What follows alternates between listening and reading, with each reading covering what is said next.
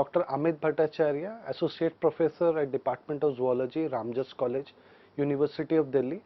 And today I will be taking up a very interesting topic, which is an overview of enzymology. Now, before moving into the basics of the enzymology, we have to understand what exactly the enzymes are, how they function, and what are the enzyme kinetics which are underway. Now, as we know, the enzymes are the specialized class of protein molecules which are mainly designated to catalyze various reactions within the cells. And this enzymology deals with the study of these enzymes, how they function and works in the body. Now, enzymology is basically a branch of biochemistry, which is a multidisciplinary research field which integrates the various areas of biochemistry, microbiology, molecular genetics and biophysics. Now, it deals with how understanding how these enzymes works through the relationship between the structure and function and how they fold into their native states, and due to which they function in a catalyzing way. Now, many a times these enzymes are called as the biocatalysts. So, most of the living things, we know that they depends upon millions of chemical reaction that happens constantly within their body, and enzymes, it plays a key role in making them happen. Now, enzymes are the key protein which perform the basic function activities in the cells. One of the most striking characteristic of the enzymes are their catalytic power and specificity.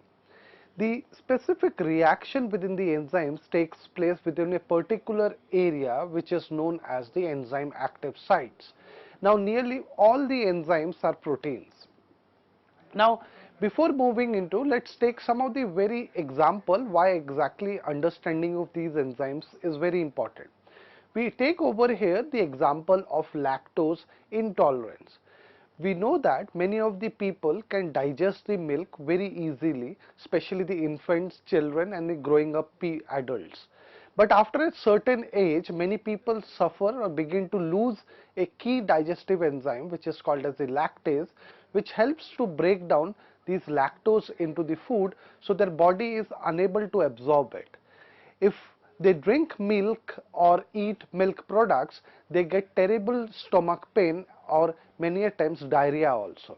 This is all because the enzymes, the critical enzyme, the lactase, is missing from their body cell structures.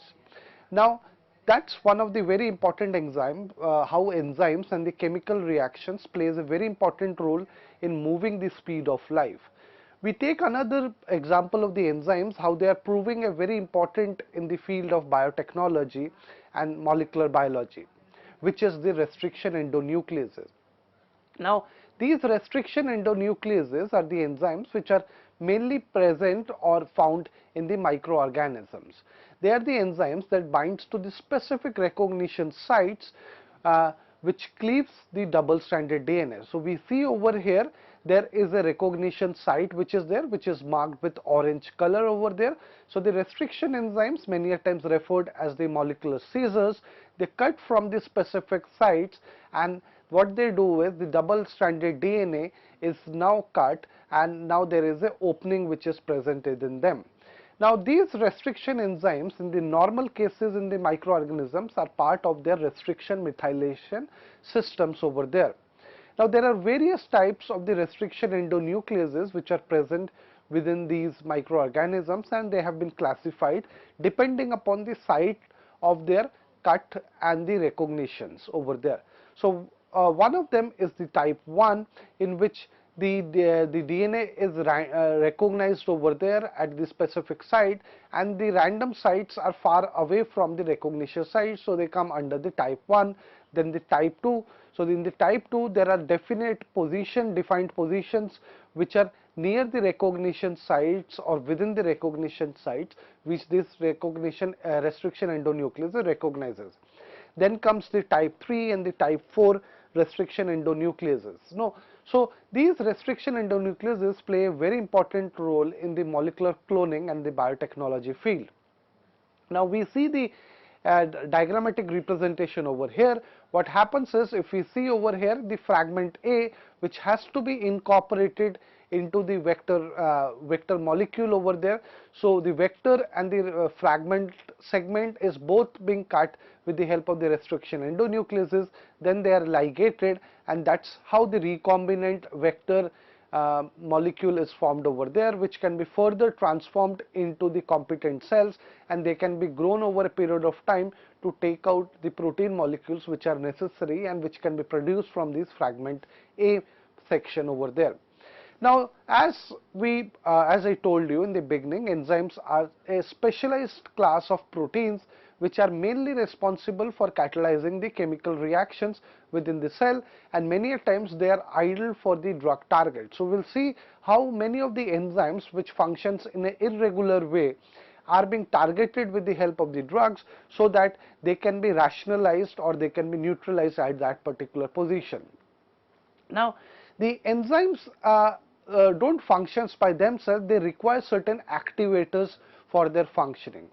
Now, some of the enzymes are active without the coenzymes. So coenzymes are basically the inorganic ions, or the cofactors are also there. So the coenzymes, along with the coenzymes, the enzyme functions over there.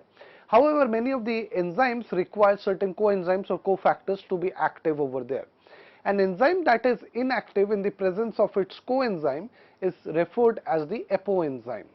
Now, when the apoenzyme, which is the protein part but it's the inactive part, when it combines with the coenzyme or the cofactor, it forms a complete enzyme protein, which is called as the holoenzyme. Now, the holoenzyme is the active form of the enzyme and which functions in the subsequent process. Over here, if we see the example of the lactate dehydrogenase, which interconverts the pyruvate to lactate or the lactate to the pyruvate in the presence of NADH or NAD+. So what happens is, the lactate dehydrogenase, there are certain cofactors, coenzymes which activates this lactate dehydrogenase. Only when these enzymes are activated, then only they can bind to the substrate, which can be either pyruvate or the lactate, and the subsequent reaction can function over there.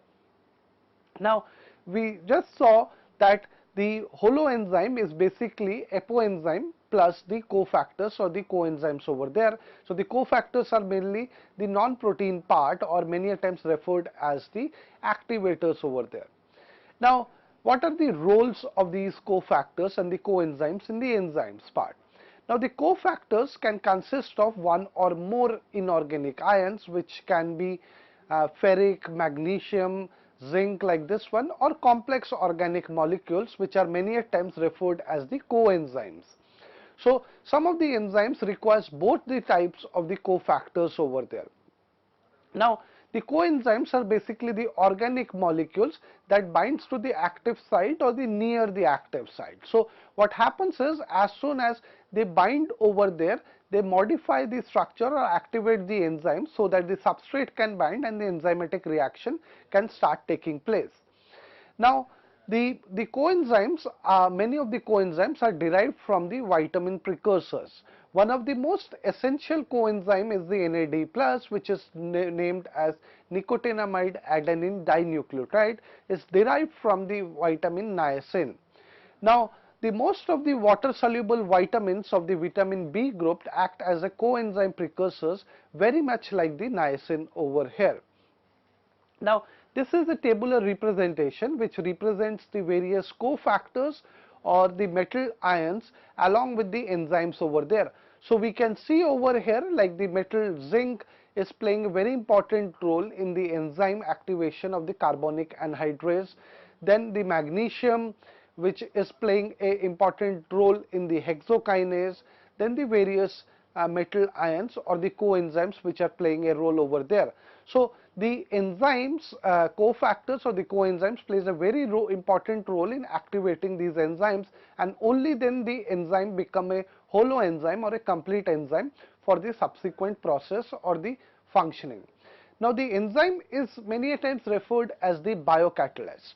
Now, biocatalyst is basically a molecule which acts as a catalyst and which brings about specific chemical reactions in the cell. Now, during this process, the enzymes are not destroyed by the reaction, but they can be used over and over a period of time. So, we can see over here a enzyme is there, the substrate comes and it binds to that enzyme to form the enzyme substrate complex, and subsequently the products are released. So, the final enzyme is free.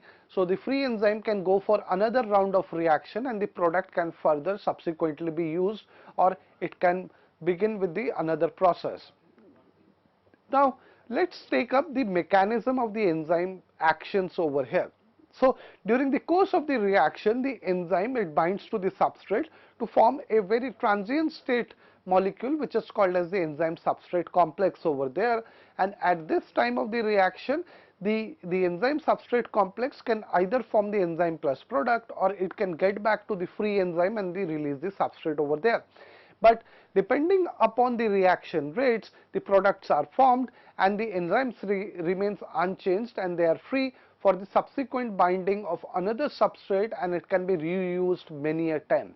So, we can see over here the enzyme is not distorted or it is not denatured during this enzymatic reaction process, and it can be used multiple times over there. Now, the enzymes are basically formed of the proteins, and the proteins has got a order of protein structuring. So, there is a hierarchy of the protein structures which is there, which includes primary, secondary, tertiary and the quaternary structures. Now, the primary structure is basically the simplest level of protein structure. So, the protein structure is simply the sequence of amino acids. So, we can see over here the amino acid sequences are there. So, there is a 2 chain which is there, A chain and the B chain. So, the amino acid sequence is there, and each of these chain is bound with the help of the disulfide bond over there. So, the primary structure is the very basic structure which is formed of the polypeptide chain of the amino acid, and which can be joined to one another with the help of the disulfide bonds. Example over here which is shown is the hormone insulin over here. Now, subsequently it moves into the next level of the order or the hierarchy, which is called as the secondary structure. So, in the secondary structure, there are local folded structures which are formed within the polypeptide due to the interaction of the various atoms of the backbone. So, there are various polypeptide amino acids, they interact with one another, forming the various bonds over there, and these interaction comes with a local folding structure, which can be either alpha helix structure or beta pleated sheets over there. Then comes the tertiary structure, which is basically the 3-dimensional structure of a polypeptide. So, the 3-dimensional structure of a polypeptide is called as the tertiary structure. The tertiary structure is primarily due to the interaction between the R group of the amino acid that makes up the protein over there. So, we can see over here the tertiary structure is formed over there.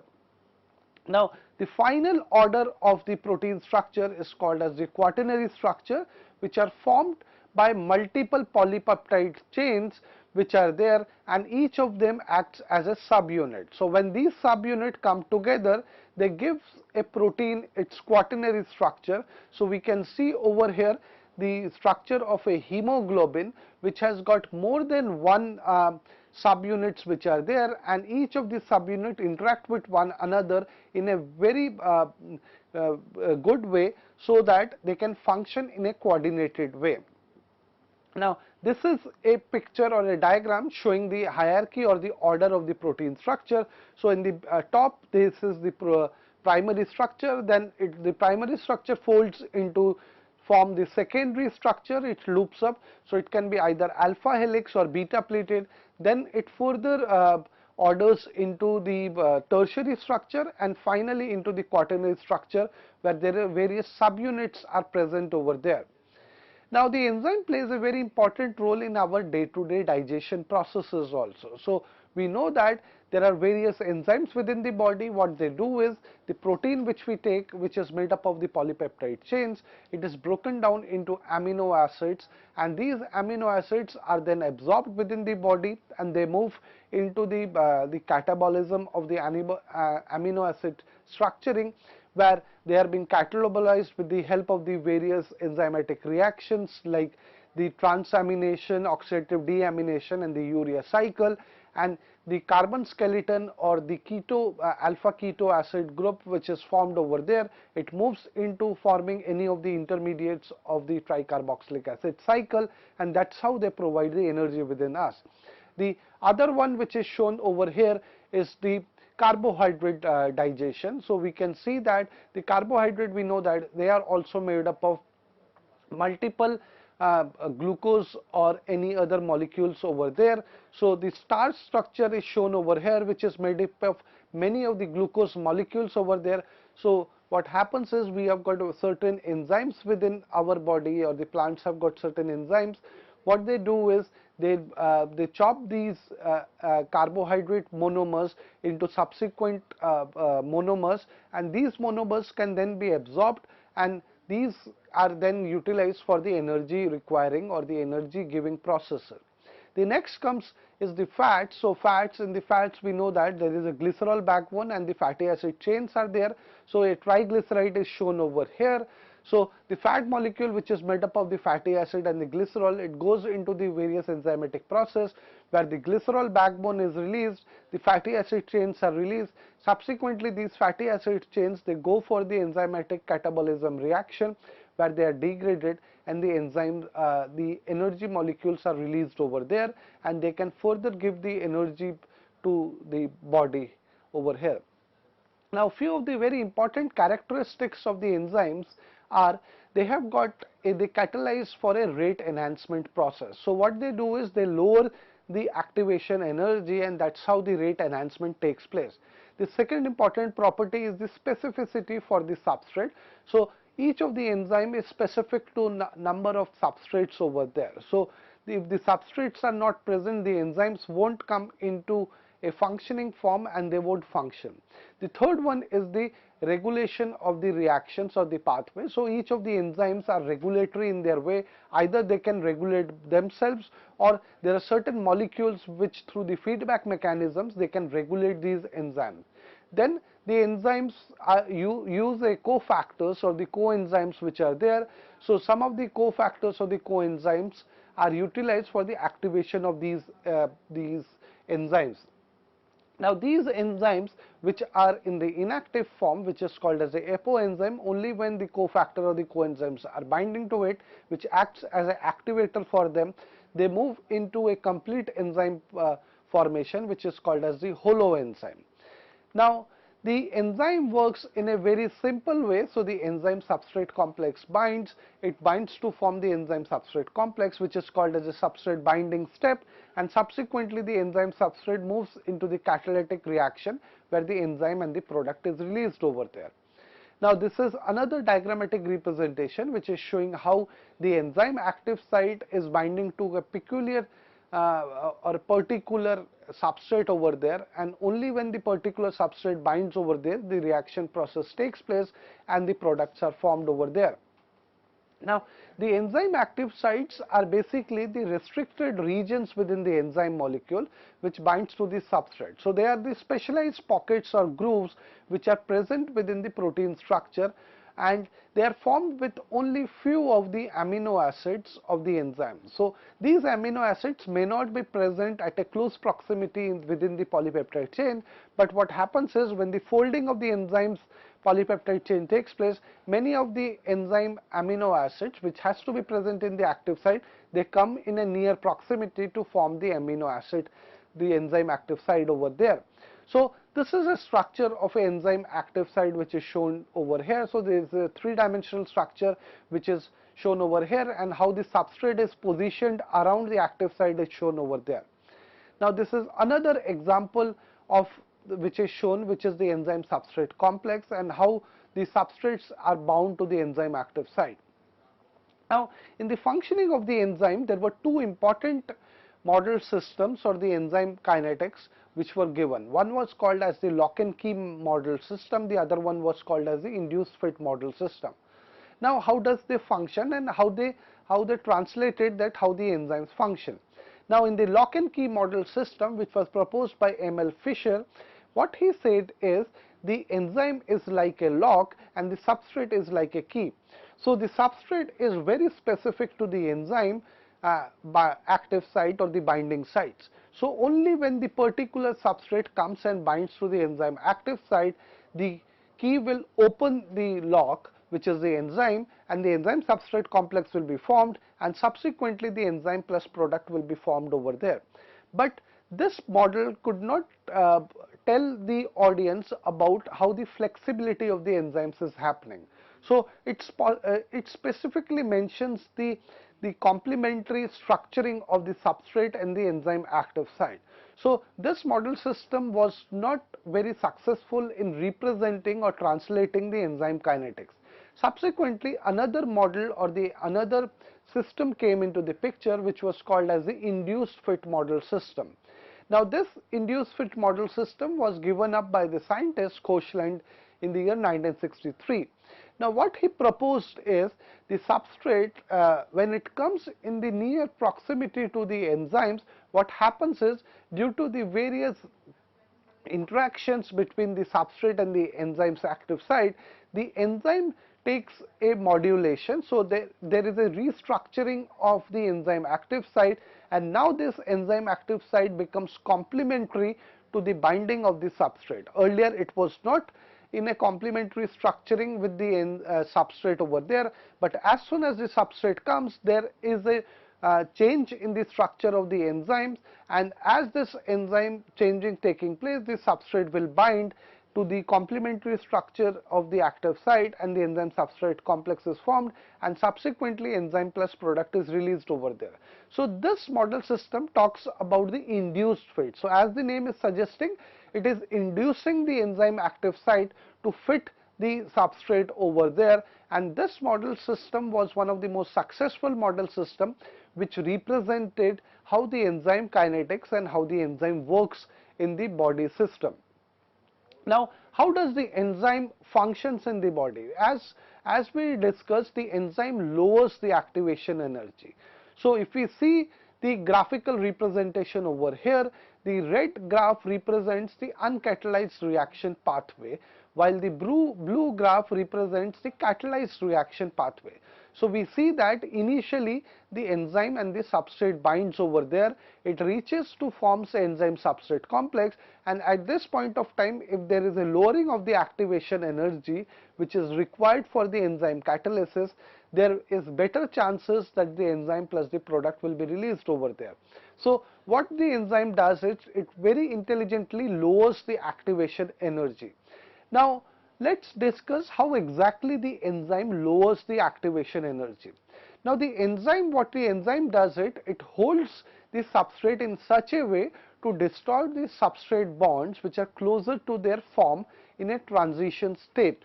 Now this reduces the amount of energy needed to complete the transition. Now second, what the enzyme does is, it creates a charge distribution opposite to that of the transition state. This again lowers the energy of the transition state and decreases the activation energy. The third reason is, the enzyme may reduce the reaction entropy, which occurs because the correct orientation of the substrate is being added to the enzyme active site. And the last is, the enzyme may provide a complete different chemical pathway for the reaction. It may form new bonds in the enzyme substrate complex that would be difficult to form without the enzyme. So these are all the reasons how does an enzyme lowers the activation energy. Now we come into the enzyme kinetics over here. The enzyme kinetics talks about how exactly the enzyme function. So in the next part of the lecture sequence, I will be talking about the enzyme kinetics, how exactly these enzyme functions and how they bring about. So over here, if we see one of the very interesting example of the carbonic anhydrase, which helps in the formation of the carbonic acid from carbon dioxide and water molecule, in the uncatalyzed rate without the enzyme, the reaction rate is 1.3 to 10 to the power minus 1 molecules per second. But in a catalyzed rate with the enzymes, it increases to 1 into 10 to the power 6 molecules per second. So we can see how these enzymes are increasing the rate of reaction of that particular thing. So this rate enhancement occurs with the help of the enzymes over there. So in the first part of the lecture, we discussed about the basics of the enzyme, the order of the structuring of the proteins over there, and how exactly the enzyme functions by lowering of the activation energy. In the next part of the lecture, we will take about more into the enzyme kinetics, the Michaelis-Menten reaction. Then we will go into the various inhibition, the allosteric inhibition, and finally the suicide inhibitors, which plays a very important role as a drug targets within our body. So with this note, I come to the end of the first part. Thank you very much.